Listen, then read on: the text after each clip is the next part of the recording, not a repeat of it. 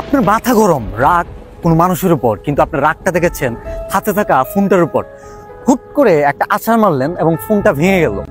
মাথা ঠান্ডা হলো, তারপরে ফোনটা তুলে নিলেন, দেখলেন ডিসপ্লে ভেঙে গেছে।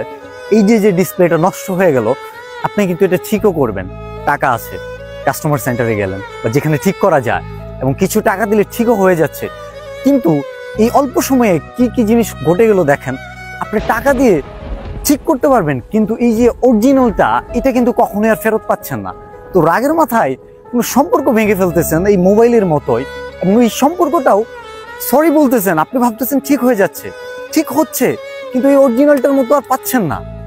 এই রাগটা যতদিন পর্যন্ত কন্ট্রোল না করতে পারবেন, কোথায় নিজের রাগ, নিজের খুব অভিমান শিকলবন্দি করতে হবে, কোথায় নিজের রাগকে কারাগারের মতো বন্দি রাখতে হবে, এটা যতদিন না বুঝবেন, আপনার সুন্দর সুন্দর দামি দামি সম্পর্কগুলো এই রাগের কারণে কাচের গ্লাস ফ্লোরে যে পড়ে গেলে যেরকম ভেঙে টুকরো টুকরো হয়ে যায়, এই আপনার এই গরম মাথায় ঠিক এইভাবে পড়ে যাওয়ার মতো অবস্থা দাঁড়াবে।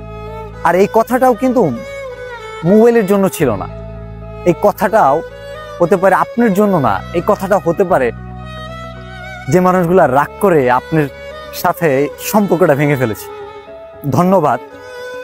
আমি মনে করি আপনার মাধ্যমে তাদের কাছে কথাগুলো পৌঁছে যাবে।